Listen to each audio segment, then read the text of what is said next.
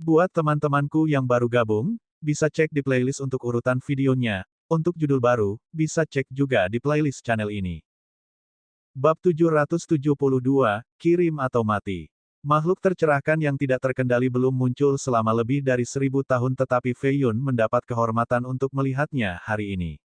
Yah, masih terlalu dini untuk mengatakan apakah dia beruntung atau tidak. Fenomena surgawi dari naga yang melahap dinasti adalah pertanda buruk bagi jin. Apakah menurutmu pemeliharaan jin sudah berakhir? Dia bertanya. Langit tiba-tiba menjadi gelap, berubah dari siang ke malam. Dia memamerkan kultivasinya yang luar biasa, mampu mempengaruhi hukum alam.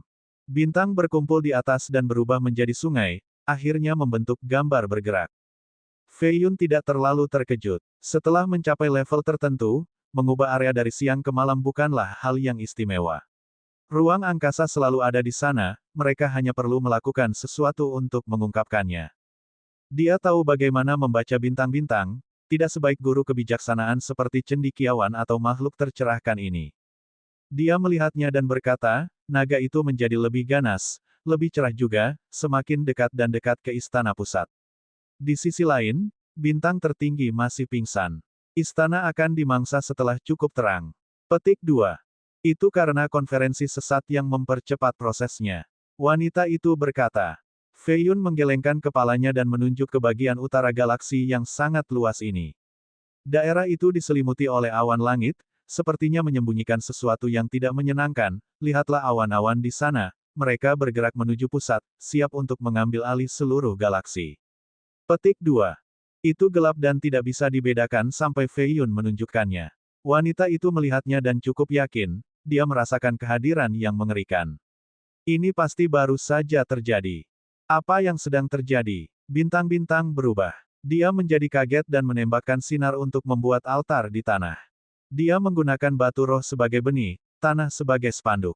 Ini adalah seni kalkulasi. Beberapa hari berlalu dan dia menambahkan 13.000 benih ke altar, menyalin seluruh galaksi di tanah. Hanya seorang guru kebijaksanaan tertinggi yang dapat melakukan hal seperti ini. Fei Yun bisa melihat 3.000 benih pertama dengan jelas. Namun, transformasi menjadi terlalu kompleks kemudian. Setiap benih tambahan membutuhkan 1.000.000 perhitungan. Dia berhenti melihat dengan jelas dan ini hanya membuatnya lebih kompetitif. Dia mengaktifkan tatapan Phoenix untuk mengikuti gerakannya. Sayangnya, dia hampir muntah darah dan harus berhenti. Saya bukan ahli seni ini, tidak cukup pelatihan, itu cukup untuk mencoba-coba. Tidak perlu bersaing dan menjadi yang terbaik dalam segala hal. Itu hanya akan membuat saya menjadi Jack of all trades, Master of none. Ledakan. 13 batu roh meledak menjadi debu dan tersebar. Fei Yun telah memprediksi ini dan menjauh dari ledakan. Jika tidak, bahkan fisik Phoenix yang sedikit diselesaikannya masih akan terluka parah, di ambang kematian. Dia tahu bahwa ini adalah serangan balik dari perhitungan. Banyak ahli kebijaksanaan menghitung hal-hal yang tabu, menghasilkan reaksi balik ini. Kasus kecil akan mengakibatkan hilangnya umur. Kasus serius, kematian. Daerah ini menjadi reruntuhan, banyak formasi hancur. Apakah dia sudah mati? Fei Yun menjadi bersemangat. Akan menjadi kejutan yang menyenangkan jika dia mati karena ini. Sayangnya, dia berdiri di tepi seberang mata air roh, masih tetap bagus seperti biasanya. Dia bahkan melindungi mata air. Dia melambaikan tangannya dan area itu menjadi cerah lagi. Tanah yang rusak mulai pulih, sama dengan formasi yang rusak. Tidak buruk sama sekali. Jin sebenarnya memiliki seseorang yang begitu mampu. Ini adalah pertama kalinya Fei Yun melihat sukses besar pada Jin di tempat kerja.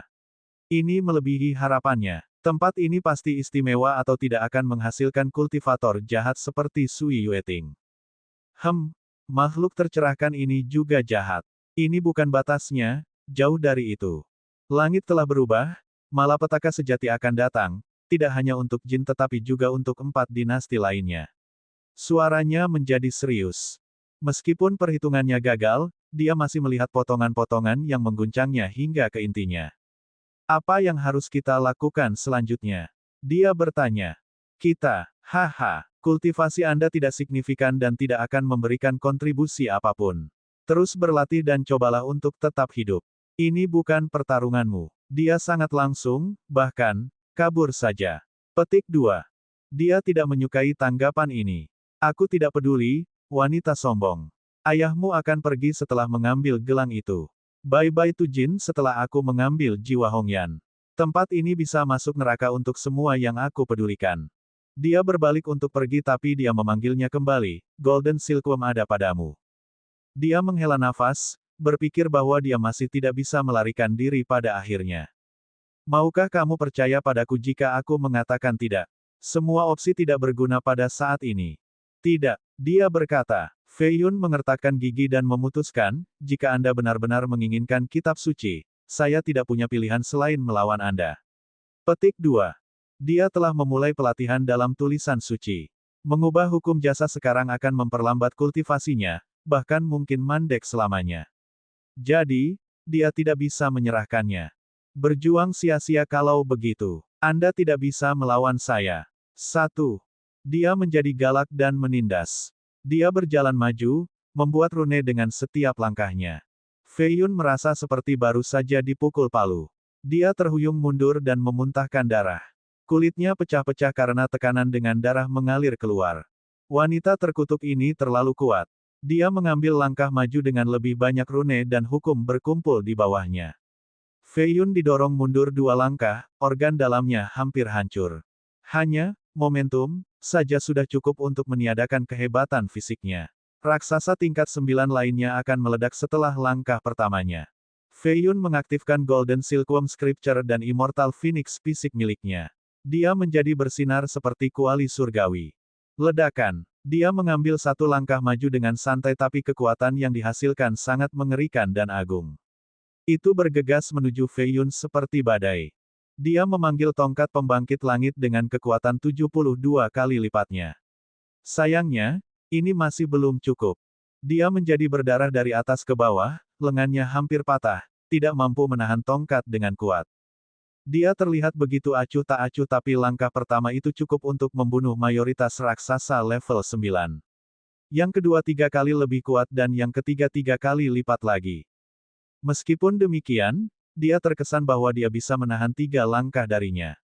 Tidak heran mengapa orang lain menganggapnya sebagai jenius terhebat di Jin, jauh lebih kuat daripada pembudidaya di level yang sama.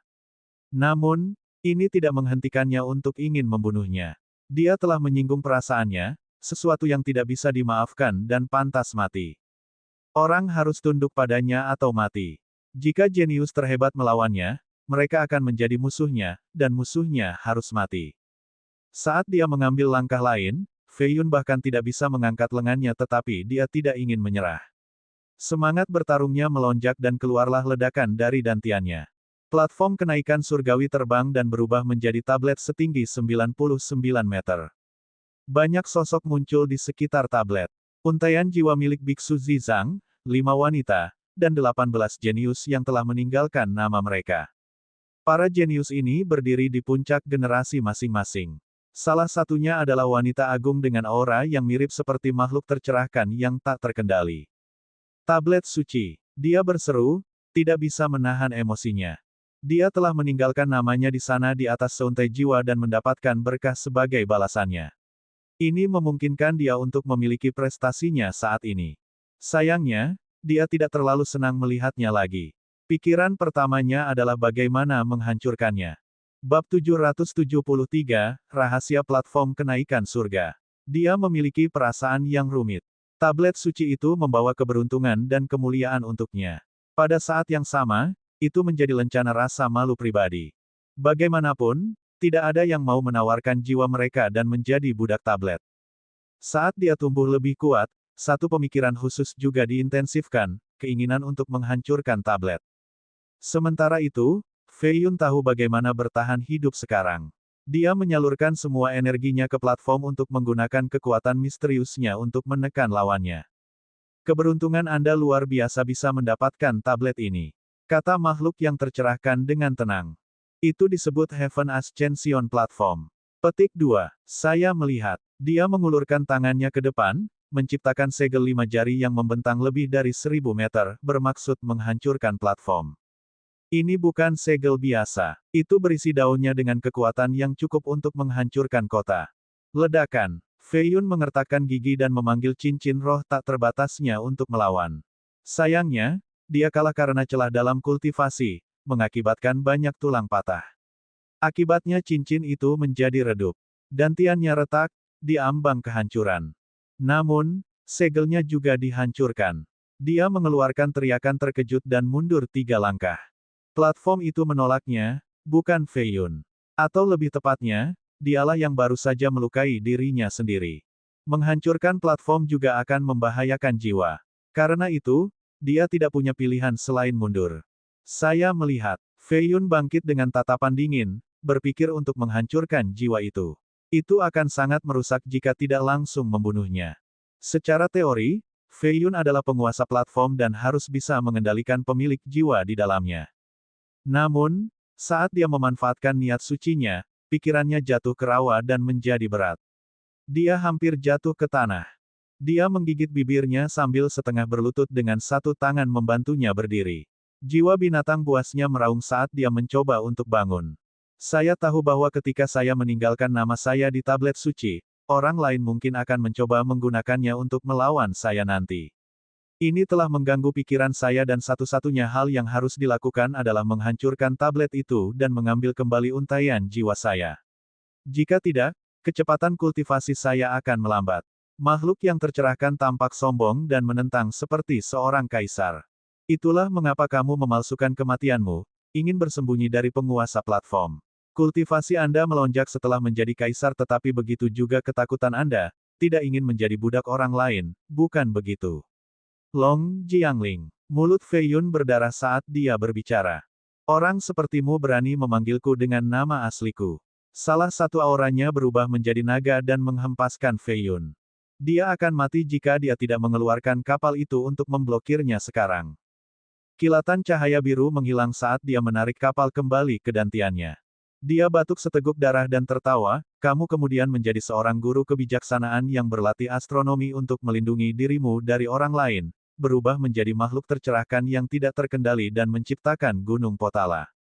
Ini menjadi identitas baru Anda sejak saat itu.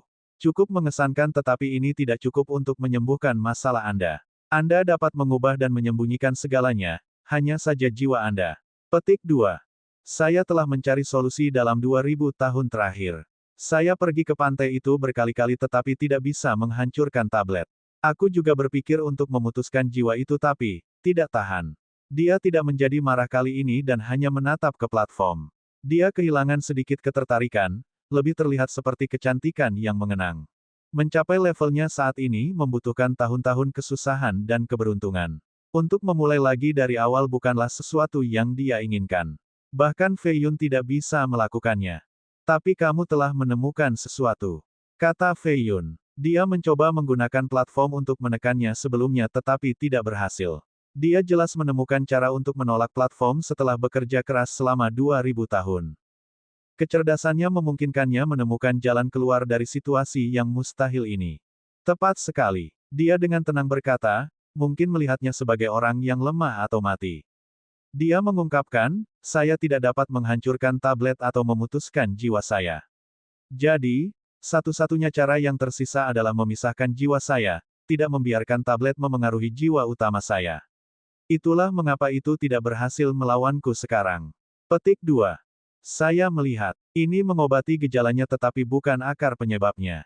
Fei Yun menggelengkan kepalanya dan mencibir meskipun luka-lukanya.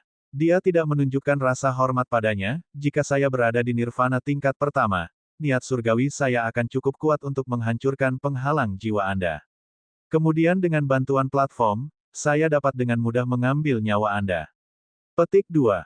Niat surgawi Fei Yun 40 kali lebih kuat dari seorang kultivator di tingkat yang sama. Namun, jarak di antara mereka terlalu besar. Begitu dia mencapai nirvana tingkat pertama, dia harus sekuat dia. Ini akan memungkinkan dia untuk memecahkan penghalang jiwa. Kamu pikir aku akan membiarkanmu hidup selama itu? Dia berkata. Niat membunuh melonjak. Dia benar-benar ingin membunuhnya kali ini karena dia terlalu berpotensi menjadi ancaman. Saya bukan master sebenarnya dari platform ini. Dia mengungkapkan. Niat membunuhnya berhenti tapi masih bertahan di udara. Dia berkata, ucapkan kata-kata terakhir Anda, Anda telah melakukan cukup banyak untuk klan kerajaan jadi saya akan memberi Anda kesempatan. Petik 2. Fei Yun bangkit, berlumuran darah dari atas ke bawah. Dia berkata, Anda semua berpikir bahwa dengan meninggalkan nama Anda di tablet, Anda akan mendapatkan pemeliharaan. Faktanya, Anda hanya mengukir di jantung formasi yang sangat kuno. Petik 2. Konyol, kamu pikir aku tidak bisa mengenali formasi. Sosoknya yang halus tampak tidak terjangkau saat berdiri di samping mata air di atas menjadi cantik yang tidak masuk akal. Sebagai seorang guru kebijaksanaan tertinggi, dia jelas memahami seni formasi. Dia bisa mengenali dan memahami bahkan yang paling rumit sekalipun. Tablet yang disebut hanyalah jantung dari formasi, yang sebenarnya terletak di puncak Gunung Banda. Seseorang dengan sengaja memisahkan mereka untuk menghindari orang-orang menyadarinya. Petik 2. Altar di Gunung Banda, ekspresinya berubah. Dia menutup matanya, menghitung dengan jelas. Dia akhirnya membuka matanya dan berkata, itu telah terbang. Petik 2. Saat aku menggunakan platform untuk menyalin jiwamu, tablet di danau dan altar di puncak Gunung Banda telah menyatu dan terbang menuju makam Heavens munculnya. Bagaimana mungkin Anda tidak menyadari ini setelah meneliti selama bertahun-tahun? Fei Yun mengkritik. Dia percaya padanya. Yang mereka sebut pemeliharaan tampaknya datang dari sisi lain portal. Itu tidak ada hubungannya dengan tablet suci itu sendiri. Lucu sekali. Memperdagangkan jiwa seseorang untuk perlindungan dan pemeliharaan. Ini tidak ada bedanya dengan menjual diri mereka sendiri seperti pelacur. Dia memiliki ekspresi jelek dan auranya menjadi tidak stabil, hampir meledak setiap saat. Fei Yun tidak berani menertawakannya lagi. Lagi pula, mengolok-olok orang yang hampir gila akan membuat mereka menjadi gila. Mereka akan melakukan apa saja, termasuk memotong-motongnya. Sungguh, kamu bukan satu-satunya korban di sini. Mereka yang telah meninggalkan nama mereka semuanya jenius di zamannya masing-masing. Dia menghiburnya. Kembalikan untaian jiwa dan aku akan mengampuni hidupmu. Dia dengan cepat menenangkan dirinya dan menjadi tenang kembali berkat kultivasinya yang tiada taraf. Saya khawatir saya tidak bisa. Saya telah menyempurnakan platform menjadi artefak yang terikat jiwa tetapi itu sangat tidak berguna, saya hanya dapat mengontrol sebagian dari kekuatannya. Di sisi lain, jiwa Anda telah terukir jauh di sana, saya tidak bisa membuatnya pergi. Itu sebabnya saya mengatakan saya bukan tuannya yang sebenarnya. Fei Yun menjawab. Dia memang mengatakan yang sebenarnya. Dia bisa mengendalikan jiwa 18 nama tetapi tidak menghapusnya. Tentu saja, untuk Biksu Zizang dan para gadis, nama mereka tidak terukir di atasnya. Dia bisa melepaskan jiwa mereka. Untuk menguraikan, jika platform itu dianggap penjara, maka 18 nama tersebut telah mendapat hukuman seumur hidup. Biksu dan para wanita itu hanya ditahan sementara. Fei Yun akan menjadi penjaga. Dia memenjarakan yang terakhir dan juga bisa membiarkan mereka pergi. Ini tidak terjadi pada 18 orang jenius. Yang paling bisa dia lakukan adalah menyiksa atau bahkan membunuh mereka. Melepaskannya bukanlah pilihan. Hanya sipir sejati, pencipta penjara ini, yang memiliki kewenangan untuk melakukannya. Bab 774, Konferensi Sesat. Ada masalah lain, satu cara yang lebih serius untuk Fei Yun. Dia telah menyempurnakan platform menjadi artefak yang terikat jiwanya. Jika dia bertemu tuannya yang sebenarnya, peron itu akan diambil kembali dan dia akan menderita luka yang parah. Jadi, pada kenyataannya, dia dan makhluk tercerahkan berada di perahu yang sama. Ikutlah denganku ke makam kemunculan surga. Makhluk yang tercerahkan akhirnya berkata. Tidak ada yang tahu kapan tuan yang sebenarnya akan datang ke Jin. Karena itu, dia merasakan krisis yang akan datang dan ingin menghancurkan formasi lama ini terlebih dahulu. Formasi kuno teratas yang digunakan sebagai portal mencakup jarak yang sangat jauh, membutuhkan ratusan juta mil sebagai titik kalkulasi. Hanya menghancurkan formasi di sini akan membuat master itu cukup sulit untuk datang. Fei Yun juga ingin menghancurkan formasi ini tetapi ini bukan waktunya. Dia berkata, perjalanan itu harus menunggu, ada hal lain yang lebih penting untuk dilakukan. Petik 2. Apa itu? Konferensi sesat. Petik 2. Mereka telah berada di sini selama hampir 5 hari sehingga konferensi telah dimulai. Para iblis telah berkumpul, aura kematian menyelimuti samudra ini. Tidak ada yang lebih penting dari makam, kita tidak perlu berpartisipasi dalam konferensi. Dia menegaskan. Dia menggelengkan kepalanya sebagai jawaban. Mereka telah mengkonfirmasi pendirian mereka sehingga dia tidak perlu bersikap sopan lagi, sepertinya aku harus memberitahumu sesuatu. Seperti yang Anda lihat sebelumnya, pembacaan astronomi telah berubah, saya tahu alasannya. Petik 2. Benarkah? Dia mendengus, mengembunkan telapak tangan besar yang menciptakan riak di langit tepat di atasnya. Fei Yun mengabaikan segel telapak tangannya dan dengan santai menjawab, penghancur Buddhisme kembali sekali lagi. Tanah ini akan hilang. Petik 2. Guru kebijaksanaan dapat menghitung lebih banyak setelah mendengar bagian pertama ini. Dia tidak perlu menjelaskan lebih lanjut.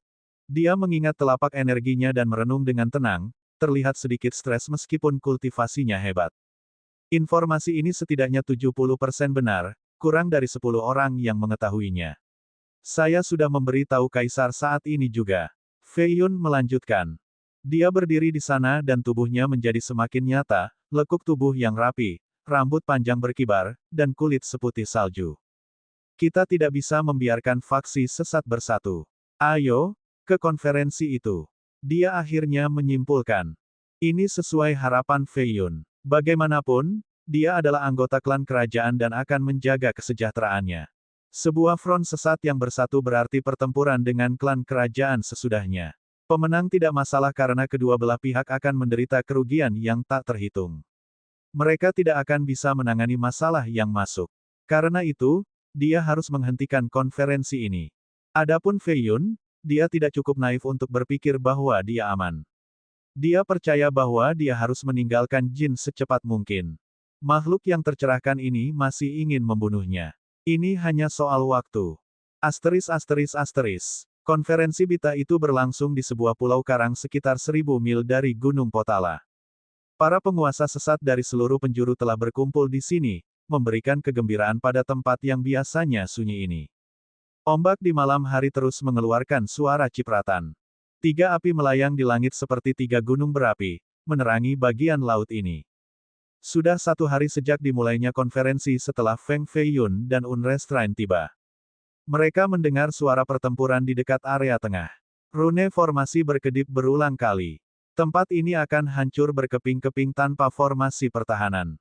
Kamu siapa? 2 pembudidaya sesat berjubah hitam menghentikan Feng Fei Yun, bersenjatakan tombak dan memiliki lencana yang digantung di pinggang mereka. Mata mereka bersinar, aura mereka menindas. Ini adalah 2 raksasa dari kuil Shenluo yang bertanggung jawab untuk melacak masuk.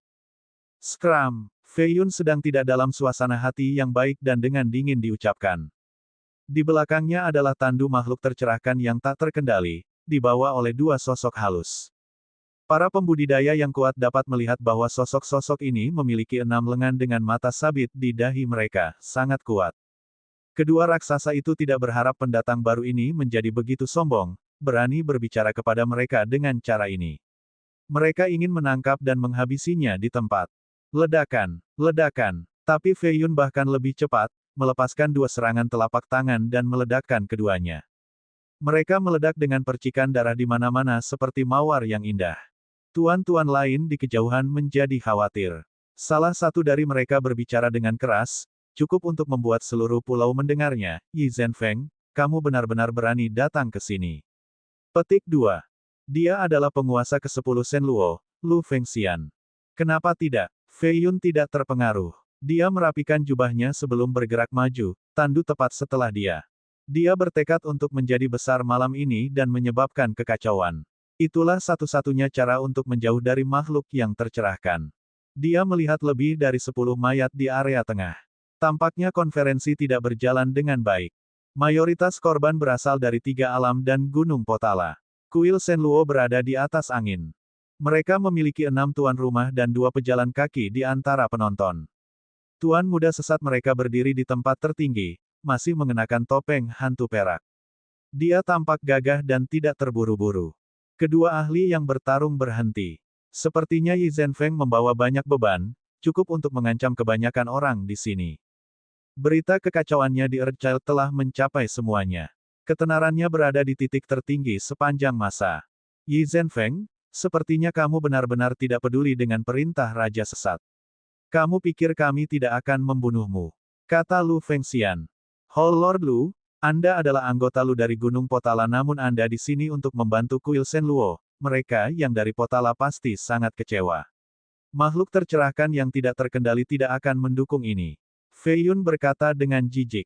Gunung Potala terdiri dari 6 marga, Lu, Yuan, Chang, Sue, Ji, dan Wang. Itu juga memiliki rumah lelang ujung bumi dan istana pembunuh. Para penguasa faksi ini memiliki kilatan dingin di mata mereka setelah mendengar ini, menjadi lebih berhati-hati terhadap Lu. Feng Xian mengutuk Yi Zhenfeng dalam pikirannya karena dia begitu jahat. Ini mengalihkan perhatian para bangsawan ini sambil membuatnya semakin dimusuhi. Mulai hari ini, tidak akan ada Potala dan Shenluo, hanya satu faksi sesat. Meskipun demikian, dia adalah karakter yang berpengalaman dan menjawab dengan senyum santai. Apakah begitu? Jadi setelah penyatuan ini, harus ada pemimpin. Siapa yang akan menjadi pemimpin ini? Fei Yun bertanya. Seorang tuan rumah yang berbeda dari Shenluo melangkah maju dan menjawab, siapapun bisa menjadi pemimpin sesat baru selama dia bisa meyakinkan kerumunan akan kekuatannya bahwa dia bisa memimpin kita menuju dominasi, menjadi penguasa negeri ini. Petik 2. Respon ambisius ini memang efektif. Setiap pembudidaya sesat menginginkan ini di masa depan, bahkan mereka yang berasal dari Potala dan 3 alam. Jadi kamu ingin menggulingkan jin untuk memulai dinasti baru yang diperintah oleh para pembudidaya sesat? Fei Yun bertanya. Tepat sekali. Fei Yun merasakan aura dingin datang dari dalam tandu di belakangnya. Bibirnya menyeringai, lalu siapa yang kalian semua usulkan untuk menjadi pemimpin ini? Siapa lagi yang memenuhi syarat selain Raja Sesat? Tuan Aula lain mendengus. Semua orang merasakan hal yang sama. Fei Yun mengangkat suaranya dan melihat sekeliling. Kerumunan itu tetap diam. Bahkan mereka yang tidak setuju pun tidak berani mengungkapkannya. Orang punya hak untuk menantang. Beberapa telah mencoba dan dipukuli hingga menyerah. Kata Feng Xian. Mungkin benar, ini adalah kepercayaan pada faksi sesat. Ada seseorang yang bertarung sebelumnya tetapi orang ini tidak melangkah kali ini. Bagaimanapun, Fei Yun bertanya langsung tentang Raja Sesat, bukan kuil Shenluo. Mereka adalah dua masalah yang berbeda. Jadi kalian semua bersedia membiarkan Raja Sesat menjadi pemimpin berikutnya. Fei Yun tersenyum. Begitulah seharusnya, kata Feng Xian. Saya tidak menerima ini. Fei Yun menyatakan. Banyak yang ingin mengatakan ini tetapi tidak berani melakukannya, termasuk para guru lama. Hanya Yi Zhenfeng yang melawan arus. Jika dia tidak yakin, mereka harus membuatnya. Yi Zhenfeng kuat tetapi masih bukan masalah besar bagi Raja Sesat. Mereka sama sekali tidak berada di level yang sama. Karena itu, banyak yang mengira bahwa dia sedang mendekati kematian. Sementara itu, Biksu Zizang sedang bersembunyi di dekatnya, masih memakai topi hitam berjilbab. Dia bergidik dan ingin melarikan diri. Bagaimana jika Fei Yun memaksanya untuk melawan Raja Sesat? Itu bunuh diri. Meskipun dia berada di nirvana tingkat pertama, dia jauh dari tandingan Raja Sesat. Pria itu gila, saya harus berhenti bergaul dengannya. Bab 775, Dua Pejalan Kaki. Pencuri cinta Yi Zhenfeng berani menentang Raja Sesat. Kerumunan itu mengira bahwa ini sama sekali tidak sopan. Yuji Lanlan dan Yuji Manmiao sedang duduk di kereta perunggu di atas awan. Banyak formasi dan rune diukir di samping. Pohon dewa di luar memiliki cabang dan daun yang dipenuhi dengan kekacauan dan energi berada di luar, benar-benar menyelimuti gerbong. Para penguasa sesat tidak bisa melihat mereka. Terlalu sembrono. Wajah cantik Manmiao tampak cemas dengan alis berkerut. Lanlan, di sisi lain, menarik lengan bajunya dan tersenyum, tidak perlu mengkhawatirkan dia. Dia tidak akan melakukan ini secara terbuka tanpa pendukung. Petik 2. Dia tahu bahwa kakak perempuannya telah mulai berkultivasi ganda dengan Yi Zhenfeng, sehingga dia memahami pemikiran Manmiao. Ketika seorang anggota sekte mereka memiliki kekasih, mereka akan mengabdikan diri pada orang ini. Tentu saja, dia tidak tahu bahwa Yi Zhenfeng sebenarnya adalah Feng Fei Yun. Anda tidak akan menyerah. Jadi Anda akan menantang Raja Sesat. Pejalan kematian si Taluo mendengus. Mata hijaunya yang seperti momok memelototi Fei Yun. Kehidupan, penuaan, penyakit, dan kematian adalah 4 pejalan kaki Shenluo. Deathwalker adalah yang terlemah tetapi masih cukup kuat untuk membunuh para pembudidaya dengan sekali pandang. Kenapa tidak? Fei Yun bertemu dengan tatapannya, matanya bersinar dengan sangat cemerlang.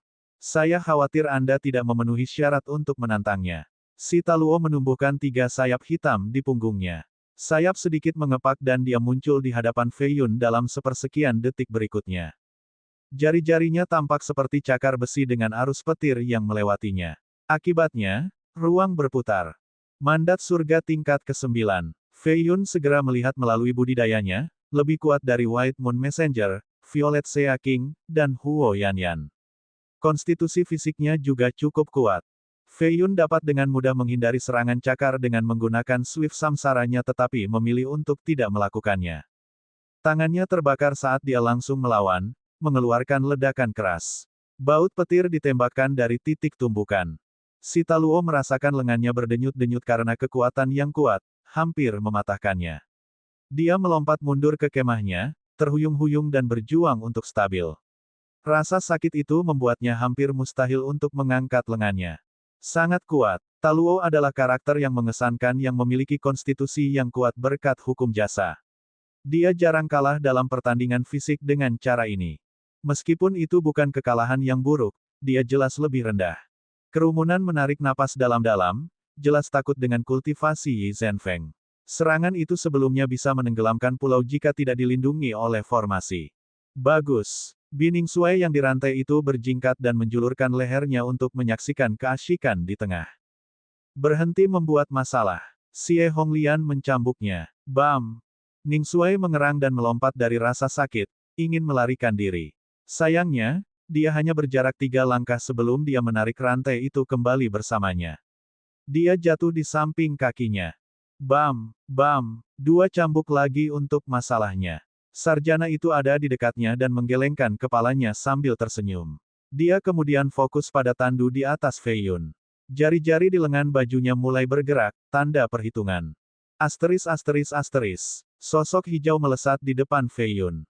Loftif Yi Zhenfeng, sangat mengesankan. Biarkan aku mencoba. Life Walker Qian Qiuseng mengenakan jubah hijau dan menangkupkan tangannya sebagai penghormatan, sedikit menundukkan kepalanya. Ketika dia melihat ke atas, cahaya keluar dari dahinya seolah-olah ada lampu surgawi di dalamnya. Pria ini sangat kuat, jauh lebih berbahaya daripada Death Walker. Fei Yun justru merasa terancam. Adapun yang lain, mereka memandangnya sebagai guru bijak yang mewakili terang, kebenaran, dan keyakinan. Ini sangat aneh, banyak penguasa sesat tidak bisa menahan keinginan untuk bersujud seolah-olah dia adalah dewa. Penonton terpengaruh oleh auranya. Detak jantung dan napas mereka berangsur-angsur turun ke kecepatan yang sama dengannya.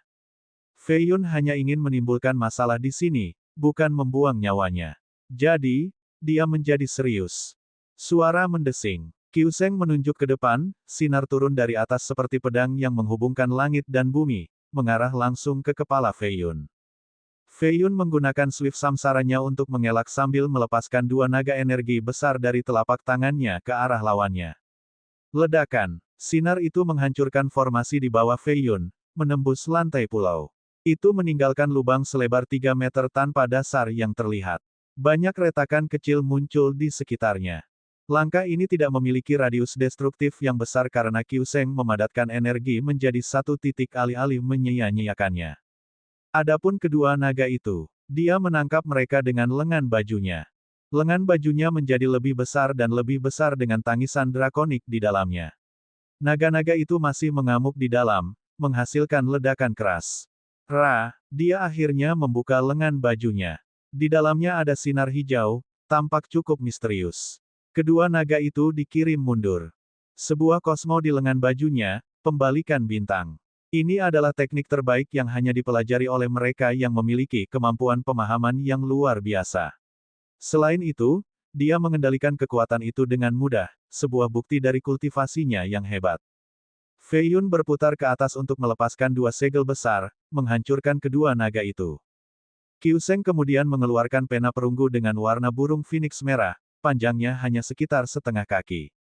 Dia memegangnya dengan 2 jari dan mengayunkannya ke udara, melepaskan tebasan surgawi yang menembus langit malam. Ini pasti harta roh yang luar biasa. Suara mendesing. Beberapa rambut dari Fei Yun dipotong. Mereka beterbangan sebelum dihancurkan menjadi debu oleh energi tak terlihat. Qiu Sheng kemudian menulis karakter, Lin, di udara. Awan dari beberapa ratus mil berkumpul dan membentuk, Lin, raksasa, menekan Fei Yun. Jadi ini adalah pemimpin dari 4 pejalan kaki. Fei Yun mengeluarkan cermin 7 warna dengan permukaan mengkristal. Ini menembakkan cahaya yang menyilaukan dengan gambar gunung dan sungai, lembah, danau, bebatuan aneh. Cermin itu sebenarnya memiliki dimensi 7 warna. Dunia yang membentang sejauh beberapa ratus mil ini keluar dari cermin dan menyerupai benua terapung. Itu cerminku. Putri kecil dari Yang World berseru dengan nada polos. Harta jiwanya diambil olehnya, alasan untuk kekesalan. Dia juga mengepalkan tinjunya dan mengatupkan giginya. Harta karun dunia yang, cermin yang murni. Seorang ahli berambut abu-abu mengenali cermin itu. Keserakahan melintas di matanya. Dia bergabung dalam pertempuran dengan mengulurkan tangan kering dan kuningnya ke dalam kehampaan. Riak keluar bersama dengan portal, ingin merebut cermin. Namun, tangannya hanya keluar setengah sebelum orang lain menghentikannya. Sebuah cabang juga keluar dari udara dan mengikat tangannya. Raja raksasa. Orang tua itu meludahkan pedang merah untuk memotong dahan sebelum menarik kembali tangannya. Dia kemudian mundur dengan tegas. Yuji Lanlan tidak mengejar dan mengingat cabangnya. Terima kasih, kakak junior. Man Miao sedikit menundukkan kepalanya. Kultivasi Life Walker itu berada pada batas mandat surga, hanya satu langkah kecil dari nirvana. Kekasihmu tidak bisa menambahkan dengan cermin itu. Hanya seorang jenius sejarah yang bisa bersaing. Fisiknya kuat tapi itu belum cukup, kata Lanlan. Man Miao menatap pria yang melawan alat bantu jalan dan tidak memberitahu Lanlan bahwa dia juga seorang jenius dalam sejarah sekarang, terlebih lagi, dalam kondisi paling maju juga. Dia pasti akan menang. Dia dengan percaya diri berkata. Lanlan tidak mengatakan apa-apa lagi. Dia mengalihkan fokusnya ke arah Raja Muda Sesat. Dia adalah alasan mengapa dia datang, nomor 1 di daftar jenius sejarah atas. Dia pikir dia memang spesial. Tuan Muda mendeteksi tatapannya dan berbalik. Meskipun dia memakai topeng, dia bisa melihat senyuman di matanya. Dia kemudian mengangguk ke arahnya. Kesadaran spiritual yang menakutkan. Dia menjadi lebih tertarik padanya. Di alam nirvana, dia benar-benar bisa menyembunyikan auranya namun dia masih mendeteksi dia karena mata-matanya. Seseorang seperti dia hanya muncul sekali setiap beberapa ribu tahun. Bab 776, Rune Kehancuran. Pertarungan antara Yuji Lanlan dan makhluk tercerahkan lainnya tidak berlangsung lama, hanya disadari oleh beberapa orang. Yang lain tidak memiliki petunjuk saat mereka menyaksikan pertarungan sengit antara pencuri cinta dan penjelajah kehidupan. Feng Feiyun menggunakan cermin untuk menembakkan sinar 7 warna. Itu menembus cakrawala dan menghancurkan karakter yang dibuat oleh Qiu Sheng. Yang terakhir tidak terhalang sama sekali. Dia mulai menulis serangkaian rune di udara, membawa ritme Dao khusus. Mereka merasa seperti dapat ditemukan di cangkang kura-kura sebagai bagian dari upacara penyembahan dewa. 1000 mil di lautan memiliki gelombang deras yang membawa aura bencana. Setiap karakter yang ditulis olehnya mengandung dao kehancuran yang suram, membelah langit dan bumi. Rune kehancuran. Scholar Heaven Calculating berdiri di atas batu besar putih dengan kipas berbulu di tangannya. Matanya bersinar dengan wawasan. Rune ini milik tablet penghancur, masing-masing penuh dengan dao ini. Setelah tercerahkan, seseorang akan dapat menggunakan tingkat kekuatan yang tak terhitung. Hanya Istana Roh Suci yang memiliki gulungan di Jin. Itu hanya berisi sebagian kecil dari tablet, bahkan tidak 1/10.000. Bagaimana dengan tablet sebenarnya? Lokasinya tetap menjadi misteri. Beberapa buku di perpustakaan ini di Secret Spirit telah dicuri berkali-kali sebelumnya. Tidak aneh bagi Qiu Sheng mengetahui rune ini. Hal yang luar biasa bahwa dia bisa memahami dao kehancuran di dalam diri mereka. Ini menunjukkan bakat dan pemahamannya yang luar biasa. Seseorang di Jin benar-benar bisa mempelajari rune ini. Hanya sebagian kecil tapi lumayan. Haruskah kita merekrutnya? Xie Honglian bertanya. Kita bisa memikirkannya. Sarjana itu merenung sejenak sebelum menyetujui. Dia mengeluarkan daftar lalu sikat diikat dengan rambutnya dan menulis, Qian Qiu Sheng. Nama Feng Feiyun juga telah ditulis dalam daftar ini sejak lama. Feiyun juga mengenali rune ini. Dia telah melihat tablet yang sebenarnya sebelumnya karena keberuntungan. Itu terbang setelah sekilas. Ini adalah artefak surgawi dari zaman kuno dengan banyak legenda. Banyak ras memiliki bagian berbeda dari rune ini. Menurut rumor, nenek moyang mereka merekam rune ini menggunakan darah mereka. Setelah bertahun-tahun, tidak ada yang tahu mengapa nenek moyang ini berusaha keras untuk menyalin beberapa rune. Apakah ini pesan untuk generasi mendatang? Perlombaan Phoenix juga memiliki total 18.000 halaman yang terdiri dari rune ini. Ini masih belum lengkap. Meskipun serangan Kyuseng tidak lengkap, Fei Yun masih merasakan tekanan besar. Dunia cermin berada di ambang kehancuran. Kyuseng berkeringat, tangannya gemetar. Tampaknya menulis setiap karakter mengambil bagian dari hidupnya. Fei Yun memutuskan untuk menyerang dan mengendarai samsara. Dia muncul di atas Kyuseng dan melepaskan sinar 7 warna dari cerminnya. Ledakan. Kyuseng akhirnya selesai menulis runenya. Masing-masing menjadi gemilang dan menelan sinar dari Fei Yun sebelum bergegas maju ke arahnya seperti meteor. Fei Yun menarik napas dalam-dalam dan melompat di atas rune ini, menggunakan swift samsaranya untuk melesat bola-balik sambil melepaskan serangan telapak tangan yang cukup kuat untuk mengguncang langit. Dari bawah, orang hanya melihat sosoknya melompat dari satu rune ke rune lainnya. Gemuruh. Akhirnya, rune itu hancur dan bubar. Fei Yun mendarat di tanah, jatuh sedikit dengan dadanya yang naik turun. Tangannya berlumuran darah. Dia menyalurkan energi budisnya dan menghentikan pendarahan. Dia menarik napas dalam-dalam sebelum berbicara, jika Anda bisa menulis halaman kedua dari rune penghancur ini, Anda mungkin bisa membunuh saya. Petik 2. Kyuseng tidak dapat menyelesaikan halaman kedua karena yang pertama hampir menghabiskan energinya. Dia mundur setelah menatap Fei Yun sebentar. Dia masih memiliki beberapa kartu as yang tersisa tetapi jika rune ini tidak berfungsi, mereka mungkin juga tidak berguna. Mundur adalah pilihan terbaik karena itu terlihat bagus untuknya saat ini. Fei Yun terluka sementara dia sama sekali tidak tersentuh. Bahkan pakaiannya tidak rusak dalam pertempuran. Tentu saja, para penguasa sesat di sini cukup cerdas untuk mengetahui bahwa Kyuseng dibunuh dengan gas. Kekalahannya tampaknya mungkin terjadi jika mereka terus bertarung. Mereka mulai berpikir bahwa setelah hari ini, ketenaran Yi Zhenfeng tidak hanya terbatas pada prefektur Earthchild saja. Semua jin atau bahkan dinasti lainnya akan terguncang. Mengalahkan dua pejalan kaki dari Shen Luo di hari yang sama. Dia tampak tak terkalahkan dengan tidak adanya makhluk tercerahkan. Tidak mungkin, kenapa dia begitu kuat? Yuji Lanlan tercengang. Dia telah bertemu banyak orang dan jarang salah menilai mereka. Sekarang, orang ini benar-benar melampaui harapannya. Man Miao mengharapkan ini. Dia menyentuh dagunya dan tersenyum, tidak aneh bagi seorang jenius sejarah untuk mengalahkan seseorang di level yang lebih tinggi. Petik 2. Dia jenius dalam sejarah. Lanlan dengan cepat menenangkan diri dan tersenyum, tidak heran mengapa kulitmu baru-baru ini bersinar, menjadi semakin cantik, jadi kamu telah menemukan harta karun yang bagus. Petik 2. Memang, haha. Man Miao tersenyum tetapi tidak mengungkapkan identitas asli kekasihnya atau bahwa dia sebenarnya berada di level puncak. Bagaimanapun, saudara perempuan yang baik bisa menjadi musuh jika mereka menyukai pria yang sama. Man Miao sangat berhati-hati karena kakak perempuannya lebih unggul dalam banyak aspek di luar keberuntungan. Saat ini, Man Miao merasa bahwa dia dapat melampaui dirinya pada waktunya karena dia memiliki seorang pria yang penuh potensi. Bakatnya menjadi lebih tinggi dari Lanlan. Wanita telah kompetitif satu sama lain sejak lahir. Bahkan saudara perempuan terbaik akan membandingkan dalam hal kecantikan, sosok, pria. Persaingan ini justru mendorong mereka menjadi lebih baik dan lebih cantik. Dari perspektif evolusi, perempuan pada awalnya dibagi menjadi dua kategori, mereka yang membandingkan dan mereka yang tidak. Yang pertama terus mempercantik diri untuk manfaat lebih.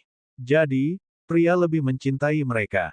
Jenis ini menjadi lebih rentan menghasilkan keturunan. Yang terakhir, kepasifan mereka menyebabkan eliminasi. Seiring berjalannya waktu selama masyarakat primitif ini, mereka punah. Survival of the fittest. Karena itu, iri hati dan perbandingan mendorong wanita seperti Man Miao menjadi lebih baik. Lanlan terus menatap Yi Zhenfeng. Dia tahu hampir setiap jenius sejarah di Jin tetapi Yi Zhenfeng bukan salah satunya. Ini mungkin bukan nama aslinya. Siapa dia sebenarnya? Tanggapan lembut Man Miao tidak menghentikan Lanlan untuk tertarik pada Fei Yun. Dia menutup matanya yang berbintang dan tersenyum, memperlihatkan giginya yang sempurna. Siapa yang tahu apa yang dia pikirkan? Kakak muda, Tuan Muda Sesatmu mungkin akan mulai. Man Miao tersenyum, berharap Feng Feiyun akan mengalahkan Tuan Muda ini. Itu akan sangat menyenangkan hatinya. Suasana konferensi saat ini sangat mencekam karena satu orang, pencuri cinta Yi Zhenfeng. Para raja sesat lainnya dari Shen Luo melakukan pemanasan.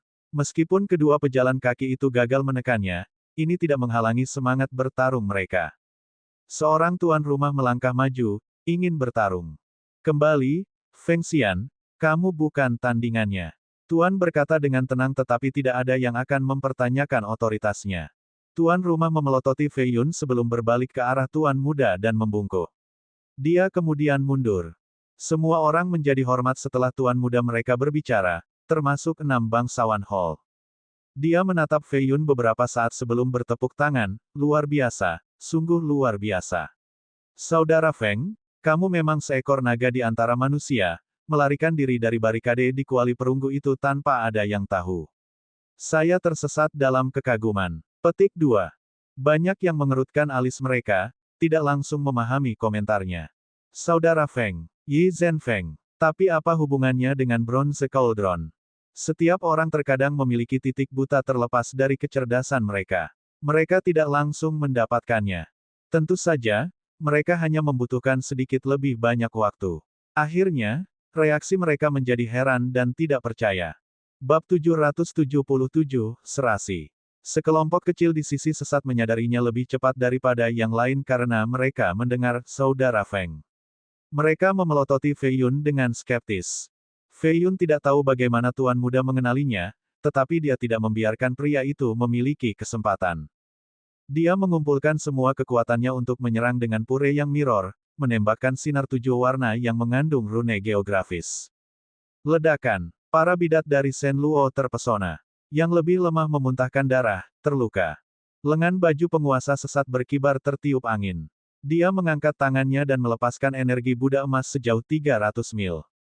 Energi ini menelan cermin, ingin merebutnya. Suara mendesing. Feiyun mengayunkan lengan bajunya dan menembakkan sinar yang menyilaukan.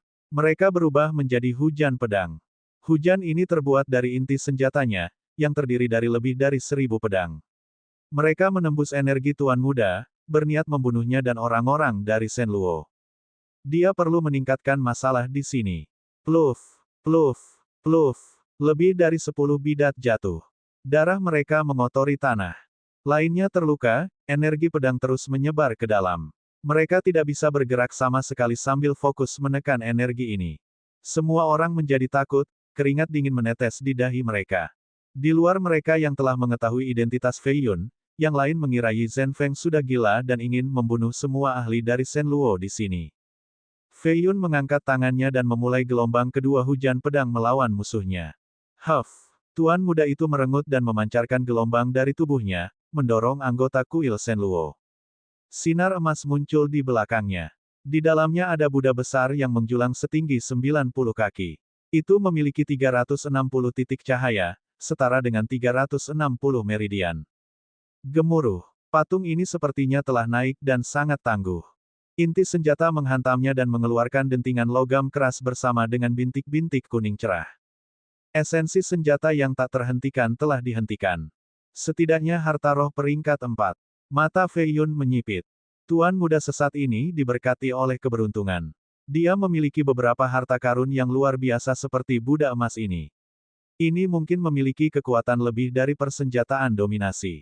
Feiyun mengingat esensi senjatanya dan 1000 pedang tersebar. Itu kemudian berubah menjadi pedang putih. Dia memegang gagang dengan kedua tangan sebelum melepaskan tebasan. Suara mendesing. Sebuah tebasan putih membumbung melewati cakrawala. Formasi di tanah menyala sebelum dimakan oleh tebasan. Para penguasa sesat mundur dengan tergesa-gesa, tidak ingin dipukul. Gemuruh. Pulau itu dibagi menjadi 2 bagian mulai dari tengah. Air dari laut mengalir masuk dan mengisi celah tersebut. Ini akhirnya menambah lebar sungai beberapa ratus kaki dengan gelombang bergelombang dan uap mengepul. Feiyun berdiri di permukaan air dan mengangkat suaranya, saya tidak akan menerima Raja Sesat sebagai pemimpin kita karena saya percaya makhluk tercerahkan yang tidak terkendali lebih cocok untuk posisi ini. Tidak setuju dengan saya. Ayo ambil. Petik 2. Suaranya meledak seperti guntur di daerah tersebut. Makhluk tercerahkan yang tidak terkendali adalah penguasa sesat lainnya. Meskipun dia tidak muncul selama 1000 tahun, ketenarannya masih menghalangi yang lain. Para penguasa Shenluo mencibir. Seorang raksasa di tingkat ketujuh berkata, makhluk yang tercerahkan belum muncul selama lebih dari 1 milenium. Bahkan orang-orang dari Gunung Potala tidak tahu apakah dia masih hidup, tidak ada yang akan menerima ini. Petik 2. Tentu saja, beberapa mendukung Feng Feiyun, seperti 6 klan Potala, istana pembunuh, dan rumah lelang budak. Master of Arts and berbicara dari kereta mewah dengan suara tua namun perkasa, saya setuju bahwa makhluk tercerahkan yang tidak terkendali harus menjadi pemimpin dari faksi kami. Lagi pula, Raja Sesat yang hebat terlalu lama terjebak di kuali perunggu dan mungkin tidak terlalu menyadari situasi saat ini. Petik 2. Long Yi, kamu berani menentang Raja Sesat. Tuan ke-8 Shenluo dengan dingin mengucapkan. Tentu saja tidak, aku hanya mengagumi kehebatan raja dan rekor pertempurannya. Saya hanya berpikir bahwa makhluk yang tercerahkan adalah kandidat yang lebih baik. Tuan itu menjawab dengan tenang. Makhluk tercerahkan yang tidak terkendali mengatur dengan kebajikan. Gengsinya sangat terkenal, saya yakin hampir semua orang akan menerimanya sebagai pemimpin kita. Adapun Raja Sesat, dia telah hilang selama lebih dari 2000 tahun. Meskipun momentumnya bagus sekarang, dia mungkin tidak lebih kuat dari makhluk yang tercerahkan. Orang lain menimpali, Master Klan Yuan. Dia telah hidup selama lebih dari 700 tahun dan memiliki banyak teman. Yang lainnya segera menyuarakan dukungan mereka. Seorang leluhur dari Liveles Realm melangkah keluar dari kegelapan sambil memegang tongkat. Dia terhuyung-huyung ke depan dan berkata, golongan sesat mencakup kita semua. Gunung Potala dan Shenluo adalah dua sekte terkuat tetapi mereka hanya terdiri dari 5-10% dari semua pembudidaya sesat. Untuk menjadi pemimpin kita, orang tersebut harus memenangkan suara mayoritas, jadi saya pikir makhluk yang tercerahkan lebih cocok. Petik 2. Feiyun berhasil mengipasi api dan mundur. Kekuatan ini mulai bertempur lagi. Tentu saja, ada yang masih memperhatikannya karena sudah menebak identitas aslinya dengan benar. Namun, mereka memiliki rencana sendiri untuk mendapatkan kitab suci sehingga mereka tutup mulut, hanya memerintahkan pria untuk mengawasi Feiyun. Banyak monster tua akan mencarinya setelah konferensi. Lumayan, menarikku ke depan api. Suara makhluk yang tercerahkan datang dari kereta, kali ini terdengar agak menyenangkan dan jelas, bukannya menindas, mirip dengan aliran yang berdeguk. Orang akan berpikir bahwa ini adalah putri dari klan bangsawan. Feiyun berdiri di samping gerbong dan berdiri tegak, bukankah ini yang kamu inginkan? Selama Anda bisa mengalahkan Raja Sesat, tidak akan ada penyatuan. Petik 2. Rumit, dia berkata, kuil Shenluo tidak akan menerima ini. Dalam skenario kasus terbaik, semuanya akan pergi dengan tidak senang. Paling buruk, mereka akan melawan Gunung Potala sampai mati. Bagaimanapun, faksi sesat tidak akan bersatu. Petik 2. Kamu salah. Selama saya ada, hasil pertempuran tidak masalah. Faksi sesat tidak akan bersatu. Dia dengan percaya diri berkata. Feiyun tidak menyangkal ini karena itu kebenaran. Kamu pintar dan punya talenta bagus. Serahkan tulisan suci dan bersumpah setia dan saya mungkin mengampuni hidup Anda. Dia akhirnya mengungkapkan niatnya. Seolah-olah, saya adalah duri yang menusuk Anda selama saya memiliki platform. Jangan mencoba menggunakan hal-hal psikologis pengadilan Anda untuk melawan saya. Setelah konferensi ini, ayo pergi ke kuburan. Itu seharusnya menjadi tempat peristirahatan saya. Sebelumnya, saya ingin menyiapkan beberapa pengaturan dengan teman-teman saya. Dia berkata. Dia rela menyerahkan tahta untuk merencanakan melawan Peron. Dia tidak cukup bodoh untuk berpikir bahwa dia akan mengampuni dia hanya karena dia berbakat. Dan jika saya menolak, dia berkata, aku satu-satunya yang tahu bagaimana menghancurkan formasi kuno itu. Dia menjawab, kalau begitu pergilah mengurus pengaturan itu. Ingat, jangan beritahu mereka apapun. Dia merenung sebentar sebelum setuju. Dia tidak takut dia melarikan diri karena dia memiliki keyakinan mutlak pada kemampuannya. Dia bisa menangkapnya dalam sekejap mata jadi ini tidak masalah. Feiyun secara alami memahami ini juga. Dia berpikir tentang menggunakan wadah roh untuk melarikan diri atau bersembunyi di kerajaan surgawi. Sayangnya, dia memilih melawan pilihan ini karena dia kuat dan bijaksana. Mungkin dia akan bisa mengetahuinya saat dia bergerak, muncul dalam sekejap untuk menghentikannya. Karena itu, dia perlu menunggu momen terbaik atau dia hanya akan mempercepat kematiannya. Sementara itu, karena makhluk tercerahkan tak terkendali, golongan lain berani menentang kuil Shenluo, tidak lagi takut pada Raja Sesat. Cukup lucu, mereka masih belum melihatnya dan bahkan tidak tahu apakah dia masih hidup atau tidak pada saat ini. Konferensi menjadi gaduh dengan perkelahian di mana-mana. Paling tidak lagi memperhatikan Fei Yun. Dia mengambil keuntungan dari ini dan memanjat kereta kultivasi Yin Yang. Dua cabang di langit terbentang untuk menampakkan sebuah pintu. Dia masuk dan melihat Yuji Lanlan dan Yuji Manmiao yang cantik. Bab 778, Menjaga Bisnis Sebelum Kematian. Cabang dan pintu ditutup setelah dia masuk. Gerbong itu disembunyikan sekali lagi. Yuji Manmiao berpakaian konservatif dengan beberapa lapis sutra, menyembunyikan sosoknya sepenuhnya. Dia berjalan mendekat dan memegang lengannya, menarik wajahnya lebih dekat ke wajahnya. Mengapa kamu begitu sembrono? Maukah kamu mempercayai saya jika saya mengatakan bahwa saya dipaksa? Dia tersenyum. Iya, petik 2. Kakak senior, aku sangat iri padamu. Anda membodohi saya juga, menemukan pendamping Dao yang begitu brilian tanpa memberitahu siapapun. Yuji Lanlan berdiri di dahan, masih diselimuti kabut. Meskipun Fei Yun hanya bertarung dengan tuan muda untuk sesaat, pertukaran mereka membiarkan Lanlan mengetahui identitas asli Fei Yun. Jin jenius nomor 1. Wanita tidak hanya membandingkan satu sama lain, kecemburuan juga bagian darinya. Semakin dekat hubungannya, semakin banyak kecemburuan. Wanita yang cemburu membunuh yang tidak cemburu dan terus hidup. Yang tidak cemburu, punah sejak dulu. Secara keseluruhan, persaingan dan dorongan menghasilkan peluang lebih tinggi untuk bertahan hidup. Itulah mengapa wanita saat ini sekarang berasal dari cabang pencemburu dan kompetitif. Perasaan dan emosi ini tertanam dalam darah mereka sejak lahir.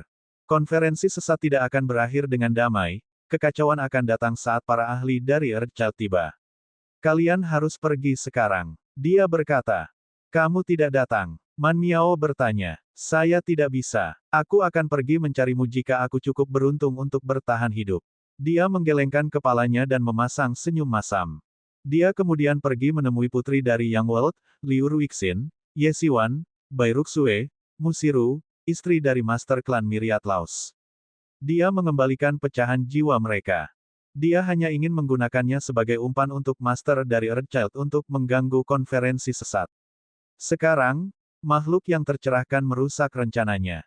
Dia telah melakukan semua yang dia bisa untuk Jin dan tidak lagi berhutang pada klan kerajaan. Dia merasa sangat kesal terhadap wanita yang ingin membunuhnya. Karena itu, dia tidak peduli lagi untuk menghentikan faksi sesat untuk bersatu. Kalian bisa pergi sekarang. Dia mempertahankan senyum bukannya cemberut yang menyedihkan. Apa yang sedang Anda coba lakukan? Semua wanita memelototinya dengan curiga. Senyum Fei Yun membeku. Dia mengusap dagunya dan menjelaskan, terima kasih semuanya untuk kerja sama baru-baru ini, kamu boleh pergi sekarang. Dengan kata lain, kebebasan Anda kembali. Liu Ruixin, kamu mencoba melarikan diri, kan? Sekarang Anda bisa pergi, bersemangatlah. Putri kecil, bersikaplah baik mulai sekarang daripada ingin membunuh sepanjang waktu. Perhatikan atau tidak ada yang mau menikahimu. Nyonya, saya minta maaf, meskipun saya benar-benar ingin menjadi pencuri cinta dan melakukan beberapa hal yang tidak baik kepada Anda, saya tidak tahu apakah saya bisa bertahan setelah hari ini. Kita tidak akan bisa melakukan perbuatan memalukan kita. Petik 2. Lui Ruixin memelototinya dan menarik tangan Ye Xiwan, Sister Yi, ayo pergi, lupakan ini. Liu Ruixin, jangan pernah berbicara tentang apa yang kamu lihat di kerajaan atau aku akan menjadi sejati terhadapmu. Fei Yun berkata dengan serius.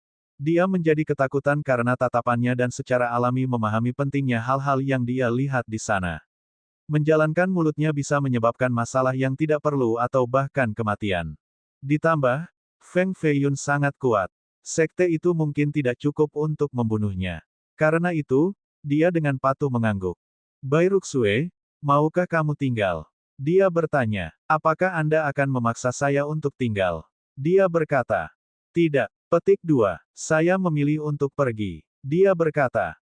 Kemana? Dia bertanya karena dia sebenarnya perempuannya, tidak seperti yang lain. Mungkin di rumah. Petik 2. Kamu memiliki satu. Dia menjadi terkejut. Setiap orang punya rumah dan keluarga, saya tidak bisa. Dia balas menatapnya.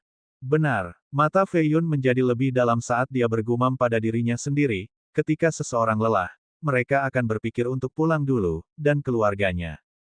Bai Ruxue adalah wanita cerdas yang tahu bahwa tidak ada cinta sejati di antara mereka berdua.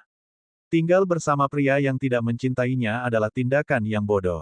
Fei Yun merasa tidak enak karena dia telah menggunakannya dan merusak reputasi mereka. Oleh karena itu, perlu dilakukan perbaikan. Dia memberi mereka masing-masing 10.000 batu roh. Jumlah yang sangat besar ini sudah cukup untuk mereka tanam seumur hidup. Dia bahkan memberi Bai Ruxue buah roh. Semua orang menerima tanpa syarat kecuali Ye Xiwan. Dia melempar batu ke tanah seperti sampah sebelum pergi bersama Liu Ruixin. Dia merasa lega setelah semua orang pergi. Sayangnya, dia tidak bisa melupakan mata Ye Xiwan. Mereka dipenuhi dengan perasaan yang rumit, sakit, kecewa, ragu-ragu, dan mungkin keengganan untuk pergi. Dia tahu bahwa dia adalah satu-satunya di antara mereka yang benar-benar menyukainya. Namun, dia menyukai paman di kuali perunggu, bukan Feng Fei Yun, jadi dia memilih untuk pergi. Dia tidak bisa menemukan alasan untuk tinggal. Saya berharap mereka baik-baik saja, hanya lebih banyak orang yang lewat dalam hidup. Ia berpikir, sadar akan sulit bertemu mereka lagi. Bagi Ye Xiwan, dia mungkin orang yang sangat penting dalam hidupnya. Mungkin dia akan menjadi master sekte Sun Moon dan tidak pernah menikahi siapapun karena dia tidak bisa melupakannya. Namun, dia tidak memiliki banyak beban di hatinya, hanya kesan yang baik. Fei Yun menganggap Jin sebagai kolam dangkal, batu loncatan. Dia akan melambung lebih tinggi di masa depan. Dia mungkin masih bisa mengingat penampilannya 10 tahun kemudian, beberapa kenangan setelah seabad. Tetapi setelah 10.000 tahun, tidak ada yang tersisa, tidak ada satu gambar pun di benaknya. Sebenarnya dia bisa membuatnya tinggal jika dia mengatakan sesuatu. Sayangnya, itu akan menghancurkan hidupnya. Kumparan fana itu menyerupai mimpi. Satu orang akan bertemu dengan banyak orang yang tidak ditakdirkan untuk bersama mereka. Lebih baik menyerah daripada memaksakan masalah. Ketidakhadiran bisa menjadi pilihan yang lebih baik daripada merawat mereka. Fei Yun merasa jauh lebih baik setelah memikirkan hal ini. Dia kembali ke Man Miao dan menyuruhnya kembali ke ibu kota dan menemukan seorang wanita bernama Yao Ji. Beritahu Yao Ji untuk membantuku menjaga jiwa Dewi tertinggi. Dia berkata sebelum meninggalkan gerbong. Dia tidak berani mengatakan terlalu banyak karena niat surgawi makhluk tercerahkan yang tidak terkendali sedang mengawasinya. Namun, dia tahu bahwa Yao Ji cukup pintar untuk menebak kesulitannya saat ini. Dia benar-benar bebas saat ini selain mengkhawatirkan jiwa Dewi. Meskipun demikian, dia percaya bahwa Yao Ji akan mampu menjaga jiwa dengan baik. Dia kemudian memasuki klan Lu untuk menemukan gua tempat Lu Liwei berlatih. Dia tidak terlalu memikirkannya tetapi mereka tidur bersama. Sudah beberapa tahun tapi dia masih secantik biasanya. Angin malam meniup aroma manisnya jauh. Fei Yun mengendarai angin dan muncul di sampingnya seperti hantu. Dia berada di mandat surga tingkat ketiga sekarang. Kecepatan kultivasi ini cukup cepat untuk sebagian besar tetapi pada titik ini sepele. Dia menggunakan jubah tak terlihat untuk menyembunyikan kehadirannya dari penguasa Lu. Kamu, Lu Liwei tidak menyerangnya karena itu akan sia-sia. Iya, Fei Yun tersenyum. Apa yang kamu inginkan? Dia hanya menggunakan esensi senjata untuk memotong gelang dari pergelangan tangannya. Dia kemudian dengan hati-hati mengumpulkan setetes darah di dalamnya. Ini adalah tetes darah yang keenam. Tugasnya selesai jadi dia menyingkirkan jubahnya dan pergi. Lu Liwei menggosok pergelangan tangannya sambil melihat Fei Yun pergi. Dia telah memikirkan tentang apa yang akan terjadi jika mereka bertemu lagi, hanya saja tidak seperti ini. Pria itu terlalu dingin. Hei, kau pergi begitu saja, dia berkata dengan kemarahan dan keengganan. Fei Yun berpikir bahwa jika hidupnya tidak ada di tangan orang lain, dia akan membawanya pergi bahkan jika dia harus memaksa. Ini adalah tanggung jawab seorang pria. Sayangnya, ini bukan masalahnya sekarang. Apa itu? Dia berhenti dan berkata. Apakah? Kamu pernah merasa bersalah dan malu? Dia bertanya. Iya, petik 2. Sangat baik. Dia menarik napas dalam-dalam dan berkata. Aku akan memberimu satu hal terakhir. Fei Yun menciptakan belati putih menggunakan esensi senjatanya lalu mengukir namanya di atasnya. Dia kemudian melemparkannya ke arahnya. Jika kamu dalam masalah, beritahu seseorang untuk membawakan belati ini padaku. Aku akan mengurus masalahmu apakah itu membunuh dewa atau Buddha. Aku berhutang padamu. Setelah mengatakan ini, dia pergi tanpa menoleh ke belakang, kembali ke gerbong makhluk tercerahkan. Selesai dengan pengaturanmu. Dia bertanya, kamu tidak akan membunuhku jika aku mengatakan tidak. Tidak. Petik 2. Fei Yun menghela nafas dan menatap langit. Seorang pria yang hampir mati memiliki banyak hal untuk dilakukan tetapi tidak cukup waktu. Malam semakin dingin. Bab 779, Permaisuri dan Raja Sesat. Angin kencang bertiup kencang tetapi tidak memengaruhi pantulan bulan di permukaan samudra selatan yang jernih. Airnya tampak seperti sisik naga putih. Sebuah perahu dihantam ombak, kadang-kadang didorong hingga setinggi puluhan meter atau ditarik ke bawah ke dalam pusaran air yang tenggelam. Tampak sangat rapuh tetapi masih bisa bertahan di atas air. Raja Sesat duduk di atas perahu ini, mengenakan jubah sederhana. Dia tersenyum ramah sambil melihat pulau-pulau karang yang jauh. Tempat itu pernah terbakar dan orang-orang berkelahi. Xuan Wei, apakah menurutmu Dao Sesat akan bersatu? Dia bertanya. Ada orang lain bersamanya, seorang pria dengan baju besi lengkap. Perahu yang bergetar sama sekali tidak mempengaruhi stabilitasnya. Itu akan menyatu dengan kehadiranmu. Tidak ada yang bisa menghentikan ini. Dia menjawab. Raja Sesat mengangguk. Dia sedikit membuka matanya, memperlihatkan kilatan seterang bintang. Dia menatap bintang-bintang di atas seolah-olah sedang melihat lukisan.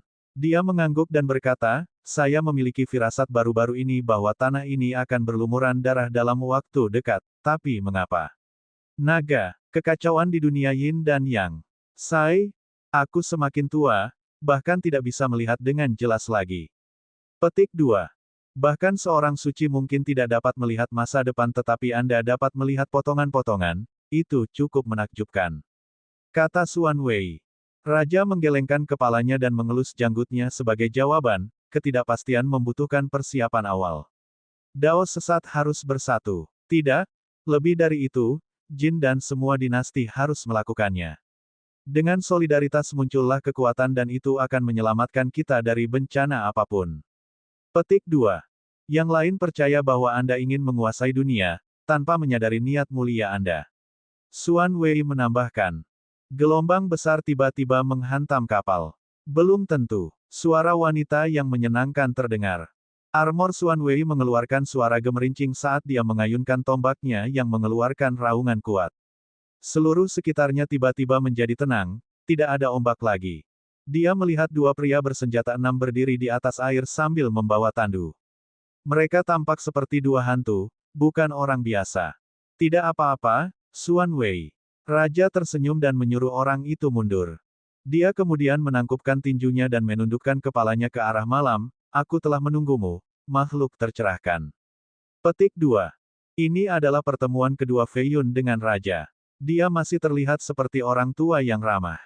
Fei Yun berdiri di samping gerbong dan diam-diam mengawasi semuanya. Dia tidak memenuhi syarat untuk berbicara di hadapan mereka mengingat tingkat kultivasinya saat ini. Makhluk tercerahkan yang tak terkendali berjalan keluar dari gerbong, mengenakan jubah kuning drakonik di sosok kurusnya, pinggangnya dibungkus dengan sabuk giok. Kepalanya kusut, diikat oleh jepit rambut biru. Saat dia berjalan di atas air, asap akan naik dari bawah dan berbentuk gunung dan sungai bersama dengan medan lainnya. Fei Yun hanya bisa melihat sosok samar dengan rambut panjang berkibar. Ada naga animasi di jubahnya juga, sepertinya bisa terbang kapan saja. Kedua pria berlengan enam ini berubah menjadi dua gas hitam. Mereka mengitari tandu. Ini adalah jiwa dari dua makhluk tercerahkan yang dimurnikan menjadi budak oleh tak terkendali. Hanya majikan sejati yang berani menyebut diri mereka raja di Jin. Dia naik ke perahu dan duduk di depan Raja Sesat. Dia duduk di tempat yang lebih tinggi dan memandang rendah dia. Fei Yun hanya bisa melihat punggungnya, bukan wajahnya. Xuan Wei menjadi marah karena kesombongannya. Tombaknya berdenyut dengan cahaya dan niat membunuh. Memiliki keberanian untuk melawan unrestrain berarti dia sangat kuat. Namun, Raja Sesat menghentikannya lagi. Luar biasa, sungguh luar biasa. Kemampuan Anda layak untuk dikagumi, Yang Mulia. Raja tampak terkejut setelah melihatnya untuk pertama kalinya tetapi dengan cepat menenangkan diri dan tersenyum. Identitas aslinya mengejutkannya karena dia telah menipu orang begitu lama. Dia sendiri mengira bahwa dia telah meninggal 2000 tahun yang lalu, oleh karena itu dia memuji. Keduanya berasal dari era yang sama. Long Jiangling tidak bisa dihentikan 2000 tahun yang lalu. Semua raja dan makhluk tercerahkan di Jin berlutut di hadapannya. Tidak ada yang berani menentang permaisuri yang dianggap terkuat sejak Kaisar pertama Jin. Tidak ada yang bisa melawannya. Mereka yang bisa bertahan satu gerakan darinya dianggap master sejati. Kemudian Raja Sesat lahir. Dia dianggap satu-satunya orang yang memiliki kesempatan melawan permaisuri. Bakatnya luar biasa, menjadi raksasa pada usia 20. Namun, dia 100 tahun lebih muda darinya. Begitu dia naik cukup tinggi, dia mengalami kematian misterius di istananya. Keduanya tidak pernah mendapat kesempatan untuk bertemu. Permaisuri tidak terlalu peduli padanya tetapi di sisi lain, tujuan hidupnya adalah untuk mengalahkannya. Faktanya, selama masa mudanya yang angkuh, dia bahkan menyatakan bahwa dia ingin mendominasi dan mengambilnya sebagai selirnya. Hal ini menyebabkan dia diburu oleh pengadilan. Mereka gagal membunuhnya karena budidayanya meningkat, akhirnya menjadi Raja Sesat Shenluo. Mungkin dia tidak ingat kata-kata gilanya sendiri saat itu tetapi dia segera menebak bahwa dia adalah permaisuri tua segera. Dia tidak bisa menjadi orang lain. Aku pernah mendengar tentangmu, tembakan besar dari Dao Sesat berhasil mengembangkan 11 dari 12 seni sesat. Tidak buruk, dia berkata. Sebenarnya aku bisa menyelesaikan semuanya kapanpun. Dia mengungkapkan. Suatu kali, dia hanya bisa menatapnya. Ini tidak lagi terjadi. Setiap seni sesat sangat mendalam. Berhasil membudidayakannya akan meningkatkan bakat dan kekuatan seseorang. Menyelesaikan semua 12 akan menghasilkan kekuatan yang serupa dengan tulisan suci. Dia berkata, kedua belas seni sebenarnya berasal dari bagian yang tidak lengkap dari 3 kitab suci. Orang bijak sesat di masa lalu ini mengumpulkan dan menyempurnakannya. Kedua belas mungkin tidak sebanding dengan 3 kitab suci tetapi seharusnya tidak jauh. Ada alasan mengapa saya tidak ingin menyelesaikannya sekarang, saya kehilangan satu hal. Petik 2. Apa itu? Dia sepertinya menganggapnya berada pada level yang sama dengannya sekarang. Kuali kegembiraan. Shenluo sebenarnya adalah kuil sukacita di masa keemasan agama Buddha, hanya lebih rendah dari ketiga pagoda. Saat bencana terjadi, semua anggota pagoda tewas. Di sisi lain, kuil sukacita memiliki beberapa ahli yang tersisa. Karena kekacauan setelahnya, Sekte Buddha tidak dapat bertahan sehingga kuil tersebut berganti nama menjadi Shenluo, perlahan-lahan mengambil jalan sesat. Petik 2. Seni ke-12 adalah Dao of Joy, menggabungkan kitab sukacita dan bagian kedua dari Dao Scripture yang berisi esensi dari kultivasi ganda. Untuk menyelesaikan Dao ini, saya harus menemukan kuali yang tepat dengan kultivasi yang sama seperti saya. Bakatnya juga tidak bisa biasa-biasa saja atau kultivasi saya akan turun. Petik 2. Fei Yun diam-diam mendengarkan kedua ahli ini. Mereka memilih untuk mendiskusikan Dao daripada berkelahi. Dia tidak tahu tentang Dao of Joy ini tetapi telah mendengar tentang metode kultivasi ganda dari Yuji Manmiao. Ini adalah cara yang misterius, tidak kalah dengan Golden Silkworm Scripture. Karena itu, Raja Sesat perlu menemukan pasangan yang cocok sebelum memulai seni terakhir. Fei Yun tiba-tiba menyadari sesuatu dan mendongak lagi. Raja Sesat dan makhluk yang tercerahkan sudah tidak ada lagi, hanya Xuan Wei yang melihat ke langit. Anda pengadilan kematian. Awan hitam mengepul dan menutupi cakrawala. Orang bisa melihat avatar permaisuri berdiri di atas. Tingginya 330 kaki dengan pancaran kemasan. Dia mengangkat tangannya dan mengirimkan ratusan energi drakonik ke arah musuhnya. Bab 780, Perkembangan di Laut Selatan. Feng Fei Yun tidak tahu apa yang keduanya mulai berkelahi. Ini pasti ada hubungannya dengan kuali. Avatar Raja berada di ujung lain lautan, juga setinggi permaisuri. Ia membuka mulutnya dan menarik napas dalam-dalam, menciptakan lubang hitam untuk menyedot naga emas. Pertarungan yang mengerikan menelan seluruh lautan. Hanya aura mereka saja yang membuat para penguasa sesat di konferensi gemetar di tanah. Hanya yang paling atas yang nyaris tidak bisa berdiri. Tentu saja, Ketakutan masih membanjiri mereka. Ledakan. Seekor naga emas jatuh dari tanah dan menabrak daerah yang jauhnya 100 mil dari Pulau Karang. Itu menenggelamkan pulau, banyak penguasa sesat dihancurkan oleh energinya, berubah menjadi potongan-potongan daging. Ini hanya gelombang kejut sisa dari pertarungan, bukan serangan langsung makhluk tercerahkan yang tidak terkendali. Selain itu, jaraknya juga 100 mil dari pulau. Jika itu adalah serangan langsung, hanya sedikit yang bisa bertahan. Lari. Dewa sesat sedang bertarung, tempat ini akan berubah menjadi abu. Petik 2. Master Klan. Aku tidak bisa bergerak, selamatkan aku. Raksasa setengah langkah lumpuh di tanah sambil memanggil bantuan. Mereka mulai berlari untuk hidup mereka, tidak ingin berlama-lama setengah detik. Bahkan para kakek tua yang bersembunyi di luar angkasa semuanya melarikan diri juga. Makhluk tercerahkan biasa harus melarikan diri dari pertarungan antara karakter seperti Raja Sesat dan Permaisuri. Inilah tepatnya yang ingin dilihat Fei Yun. Sudah waktunya untuk melarikan diri. Dia mengeluarkan wadah rohnya dan melompat ke atasnya. Namun, dia tidak bisa melarikan diri karena dorongan energi tombak menghantam kapalnya. Kekuatan yang kuat ini meledakkannya dari kapal. Raja Sesat menginginkan hidupmu. Xuan Wei mengarahkan tombaknya seperti dewa kematian ke Fei Yun. Identitasnya telah diungkapkan oleh Tuan Muda yang sesat pada saat ini. Aku tidak tertarik untuk melawanmu. Fei Yun mencoba melompat ke kapal lagi karena ini adalah waktu terbaiknya untuk melarikan diri. Dia menuangkan energi ke dalam bejana tetapi Xuan Wei mengayunkan tombaknya secara vertikal di antara Fei Yun dan bejana, membelah sebagian lautan dalam prosesnya. Fei Yun mengertakkan gigi, marah.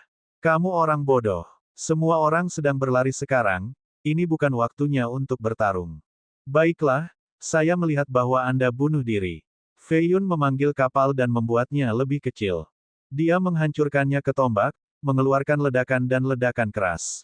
Dia bergegas maju dengan momentum untuk membunuh Xuan Wei secepat mungkin sehingga dia bisa segera pergi. Sayangnya, surga tidak ada di pihaknya. Siapa yang tahu apakah makhluk tercerahkan yang tidak terkendali disengaja atau tidak, tetapi naga emas dari langit terbang langsung ke arahnya. Gambar naga ini masih memiliki kekuatan yang luar biasa. Salah satu dari mereka sebelumnya hampir membunuh sebagian besar bidat dan menenggelamkan Pulau Karang. Fei Yun merasakan kekuatan yang masuk ini. Dia merasa seolah-olah terjebak dalam rawa, tidak bisa bergerak. Dia mengangkat kapalnya ke atas untuk posisi bertahan. Ledakan. Energi menghancurkan kapal. 300 mil air tenggelam seolah-olah meteor baru saja jatuh di sana. Kekuatan ini cukup untuk menghancurkan segalanya. Xuan Wei sudah berlari saat dia melihat energi emas. Dia berhasil menempuh jarak 60 mil tetapi masih terlempar oleh gelombang kejut. Armornya meledak seperti laba-laba yang hancur. Dia jatuh ke dalam air, berdarah-darah. Dia batuk darah terus-menerus. Untungnya, jimat pertahanan dari Raja Sesat menyelamatkan hidupnya atau dia pasti sudah mati. Dia terbang keluar dari air. Saat ini, tangannya tertutup lapisan baja cair karena setengah dari tombaknya telah meleleh. Dia meninggal. Tunggu, kitab suci. Dia tidak melupakan perintah raja meskipun dia terluka parah. Dia terbang kembali ke daerah itu dan melihat arus petir mengalir melalui air. Pembudidaya biasa akan diberikan darah jika mereka melompat. Dia memanggil keranjang roh dan melompat ke dalam. Harta karun ini memungkinkan dia untuk mencari air di bawahnya. Fei Yun seharusnya menjadi abu sekarang tapi kitab suci akan tetap ada, mungkin di dasar laut. Sementara itu, banyak penguasa sesat telah melarikan diri. Lebih banyak lagi yang tewas karena gelombang kejut pertempuran. Hanya penguasa tertinggi yang hadir di pulau untuk konferensi. Orang-orang mereka menunggu di tepi pantai, ketakutan oleh pertempuran di atas. Sepertinya dua dewa sedang bertarung. Qian Qiuseng selamat dan berhasil kembali ke pantai, bergumam, itu Raja Sesat. Raja Sesat, ya, dia satu-satunya dengan kultivasi yang menakutkan. Orang-orang di sekitar mulai berdiskusi. Beberapa bahkan ingin berlari lebih keras lagi agar merasa aman. Siapa yang dia lawan, harus menjadi tembakan besar lainnya. Petik 2.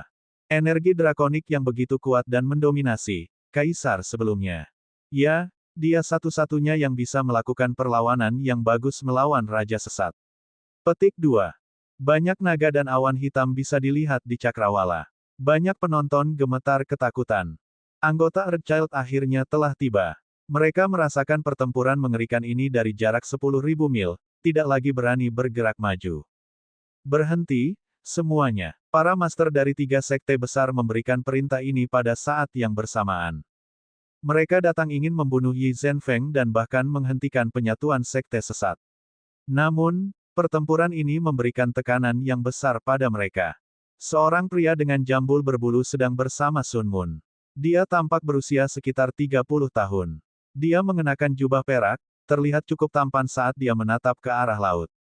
Master Sekte Sun Moon memperlakukannya dengan sangat hormat. Sungguh menarik, Long memang klan kerajaan, begitu banyak ahli. Dia menghela napas. Saya tidak menyangka mereka akan mencapai level yang begitu kuat. Guru api yang tercerahkan berdiri di samping pria itu. Ruang di dekatnya diserang oleh suhu tinggi. Dia tampak seperti penjelmaan api. Benar-benar mengesankan. Pria itu sepertinya tidak terpengaruh dan dengan santai berkata. Guru api tahu bahwa ini adalah evaluasi yang sangat tinggi. Hanya sedikit dalam sejarah yang bisa mendapatkan pujian seperti itu. Long Jiangling ini brilian, bahkan membodohi kita. Tuan Istana, menurutmu siapa yang lebih kuat di antara keduanya? Guru api bertanya. Sulit untuk dikatakan. Pria itu merenung sebentar sebelum berbicara. Ruixin sudah kembali. White Moon Messenger datang dan berdiri di belakangnya. Dia memiliki perasaan campur aduk saat ini. Dia memandang pria ini sebagai dewa dan Ruixin adalah putri mereka.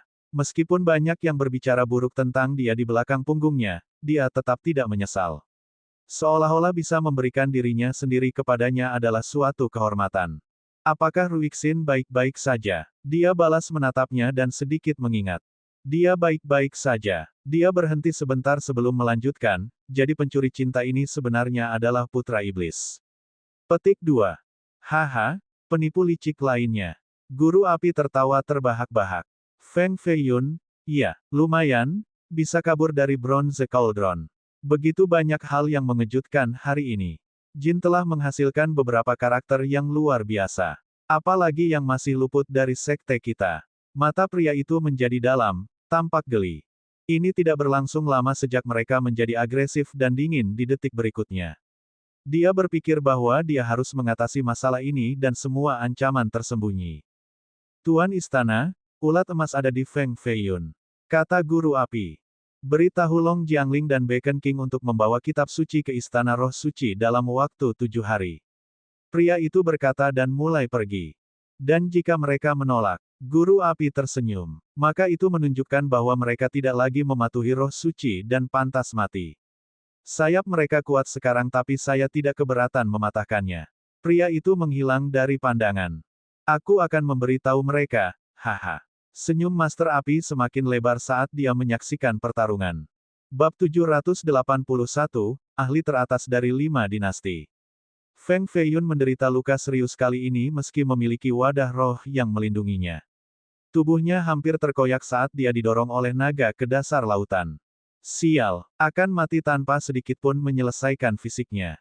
Feiyun mengeluarkan gelembung darah. Energi rohnya telah habis 90%, tidak dapat memanggil Vessel untuk berlari lagi. Dia menyimpannya dan memutuskan untuk meninggalkan tempat ini secepat mungkin. Dia mengertakkan gigi dan fokus untuk berlari. Tiba-tiba, seberkas arus melonjak ke arahnya. Itu adalah Xuan Wei yang berlumuran darah menggunakan serangan telapak tangan. Mengganggu seperti lintah. Cahaya putih lembut muncul saat dia menggunakan esensi senjatanya untuk menciptakan hujan pedang, menghancurkan arus dalam prosesnya. Ledakan. Cederanya terlalu parah sehingga dia didorong mundur beberapa mil. Raja Sesat memang benar memberikan perhatian khusus padamu, masih hidup setelah semua ini. Energi roh Xuan Wei dipadatkan menjadi armor tempur. Dia mengubah air di dekatnya menjadi tombak es. Ingin tulisan suci. Datanglah. Mata Feiyun menjadi dingin. Inti senjatanya juga menjadi tombak dengan kilatan cahaya. Pluf. Tiba-tiba, Xuan Wei menjerit saat darah mengalir keluar darinya. Tebasan tak terlihat telah merobeknya menjadi 2 bagian mulai dari kepala. Feiyun menjadi terkejut. Siapa yang membunuhnya? Riak muncul di sampingnya dan keluarlah Biksu Zizang. Darah di telapak tangan kanan biksu mulai bercampur dengan air. Amitabha. Dia menyatukan kedua telapak tangannya dan bernyanyi. Biksu ini mungkin sedang bernyanyi tetapi jangan lupa darah di tangannya, pasti orang yang berbahaya. Namun, Fei Yun sangat menyukainya saat ini. Sebenarnya bertarung melawan Xuan Wei bisa jadi mengerikan mengingat kondisinya saat ini. Kamu hampir tepat waktu. Petik 2. Saya mempertaruhkan hidup saya datang ke sini saat keduanya bertarung. Kata biksu itu. Tidak ada lagi buang-buang waktu, pergilah sejauh mungkin dari tempat ini. Fei Yun merasa kelopak matanya menjadi berat. Tidak ada kekuatan yang tersisa sama sekali. Orang-orang dari Secret Spirit ada di sini bersama dengan beberapa kakek tua yang bersembunyi di balik bayang-bayang. Kita harus pergi. Biksu itu mengoceh sebelum mengangkat Fei Yun dan lari menyelamatkan diri, tidak lagi terlihat seperti biksu yang tercerahkan. Kecepatan makhluk tercerahkan bukanlah lelucon. Mereka berada 90.000 mil jauhnya dari laut setelah 2 jam dan memasuki tanah Erchild. Mereka memutuskan untuk bersembunyi di rumah bordil di dalam kota dengan 3 juta penduduk. Fei Yun duduk di tempat tidur dengan cahaya Buddha. Pemulihannya gila, mendapatkan kembali 30% dari kekuatannya setelah 2 jam. Ini karena lukanya terlalu serius. Cedera biasa hanya akan membutuhkan 1 saluran dari kitab suci untuk disembuhkan. Amitabha, untuk bersembunyi di tempat kotor seperti itu, saya telah ternoda sekarang dan harus kembali ke kuil dan menyucikan selama 3 tahun. Biksu itu melakukan tindakan penuh hormat sambil terus-menerus meratap. Siapa yang peduli dengan rumah bordil? Tidak apa-apa bersembunyi di lubang kotoran agar tetap hidup. Fei Yun menarik napas dalam-dalam dan menghirup lebih banyak energi Buddha. Dia tidak perlu menyembuhkan secara aktif lagi, kitab suci secara otomatis akan melakukannya sekarang. Jadi kita aman sekarang. Mata biksu itu menjadi cerah saat dia melihat Fei Yun mengakhiri sesinya. Fei Yun menggelengkan kepalanya, masih sama khawatirnya seperti sebelumnya, makhluk tercerahkan yang tidak terkendali adalah master kebijaksanaan tertinggi. Meski aku tak terhitung, dia masih bisa menemukan jejak diriku. Ini akan menjadi malapetaka saya begitu dia menemukan saya. Petik 2. Siapa dia? Biksu itu menjadi penasaran tentang dia dan hubungan keduanya. Bukannya aku tidak ingin memberitahumu, itu karena kamu mungkin tidak berani mengetahuinya. Fei Yun meliriknya. Saya bisa menyimpulkan beberapa hal. Dia pasti anggota Long. Dalam 3000 tahun terakhir, hanya 2 orang yang mencapai level ini di klan itu. Satu sudah mati 2000 tahun yang lalu, yang lainnya sedang berlatih di klan kerajaan mereka. Saya bersandar ke yang pertama. Biksu itu secara alami cerdas. Fei Yun turun dari tempat tidur dan mulai berpikir. Dia bisa mendengar rintihan dan gelombang tawa dari para pelacur sebelah bersama dengan nafas berat dan kutukan seorang pria. Jadi kamu pasti mati, kata biksu itu. Belum tentu. Petik 2. Bagaimana itu bisa lebih baik? Dia tidak bisa mencariku jika raja sesat membunuhnya. Petik 2. Petik 2 titik titik titik. Petik 2. Erangan dan rintihan di sebelah menjadi lebih keras dan lebih keras. Biksu itu tetap tenang, tidak tersipu sama sekali, meskipun mendengar suara-suara itu. Fei Yun berpikir bahwa biksu ini biasanya pergi ke tempat-tempat ini. Dia terlihat jujur tapi kenyataannya, bisa jadi playboy sungguhan. Mereka tidak akan berusaha sekuat tenaga pada level mereka karena itu mungkin menghancurkan setengah prefektur. Selain itu, mereka pasti merasakan orang-orang dari roh suci juga. Salah satunya adalah Tuan Api, yang lainnya bahkan lebih kuat, mungkin salah satu dari 2 raja istana. Kata biksu itu. Ah, Master Api, pandai besi dari roh suci. Ayah Huo Yanyan. Fei Yun sedikit mengerutkan kening. Dia telah mendengar tentang pria ini saat dia menangkap Yanyan. Ya, dia pasti pandai besi terbaik di antara 5 dinasti. Banyak persenjataan dominasi berasal darinya. Kultivasinya juga menakutkan. Biksu itu mengangguk. Dibandingkan dengan raja sesat dan tidak terkendali. Fei Yun bertanya. Saya belum pernah melihat mereka bekerja habis-habisan sehingga sulit dikatakan, mungkin tidak jauh lebih lemah. Dia peringkat kelima di istana. Kata biksu itu. Jadi itulah mengapa mereka begitu sombong. Fei Yun tersenyum. Tentu saja, 2 penguasa mereka sangat kuat dan menguasai 5 dinasti. Raja sesat dan makhluk tercerahkan yang tidak terkendali mungkin adalah anjing teratas di jin tetapi tidak banyak di mata mereka. Biksu itu tersenyum. Fei Yun berpikir bahwa dia telah meremehkan tempat ini. Mungkin itu istimewa dalam beberapa hal, itulah mengapa menghasilkan begitu banyak karakter yang brilian. Sepertinya aku tidak bisa lari darinya, jadi sebaiknya duduk saja di sini dan bicara. Ceritakan tentang master teratas dari 5 dinasti dan roh suci. Fei Yun kembali duduk dan berkata, saya tahu beberapa hal atau dua tentang ini. Biksu itu adalah orang yang optimis. Dia tersenyum dan berkata, 5 dinasti sebenarnya cukup misterius dan telah menghasilkan banyak karakter hebat. Misalnya, Jin memiliki 10 guru hebat, semuanya brilian. Sangat sedikit yang masih di sini di Jin. Petik 2. Yang terkuat pasti adalah 2 bangsawan istana dari Secret Spirit, Secret Lord dan Spirit Lord. Mereka juga misterius, menciptakan sekte mereka 6.000 tahun yang lalu dan mengakhiri kekacauan di sini. Mereka kemudian diam-diam membantu 5 klan berbeda untuk membentuk 5 dinasti. Dengan kata lain, mereka adalah master sejati di sini. Petik 2. Ini adalah cerita lama yang sangat sedikit yang tahu. Berusia lebih dari 6.000 tahun, ya. Tidak buruk. Fei Yun mengangguk. Tidak buruk. Ini menantang surga. Pernahkah Anda mendengar tentang makhluk tercerahkan yang hidup selama itu? 3.000 tahun sudah cukup lama. Misalnya, Kaisar pertamamu brilian tetapi hanya berhasil mencapai usia 3.700 tahun. Kata biksu itu. Belum tentu, setiap kelahiran kembali memberikan umur yang lebih panjang, terutama setelah yang ketiga. Menambah umur 1 milenium adalah hal yang normal, jadi makhluk tercerahkan berusia 6.000 tahun ada di sekitar, sangat jarang. Ditambah lagi, ada banyak harta yang dapat memperpanjang umur, seperti buah roh 10.000 tahun. Satu saja sudah cukup untuk memberikan 2.000 hingga 3.000 tahun lagi. Fei Yun tersenyum. Biksu itu mengira Fei Yun terlalu angkuh dan memberinya mata samping. Sun Mun menemukan pohon dengan buah roh berumur 4.000 tahun di kuali perunggu. Itulah akar roh nomor 1 dalam dinasti Anda, atau bahkan di semua 5 dinasti. Itu sudah cukup langka, di mana Anda akan menemukan buah berumur 10.000 tahun. Petik 2. Aku melihat satu di kuali perunggu. Fei Yun tersenyum. Biksu itu menarik napas dalam-dalam, matanya bergerak maju mundur dalam kontemplasi sementara detak jantungnya menjadi tidak menentu. Dia akhirnya menggelengkan kepalanya karena kuali perunggu terlalu berbahaya sekarang. Seseorang harus hidup dan pertama-tama sampai di sana untuk memakan buah itu. Jadi tidak ada orang di sini yang bisa melawan kedua penguasa istana itu. Mari kita ubah topik pembicaraan, siapa yang terkuat tidak menghitung mereka.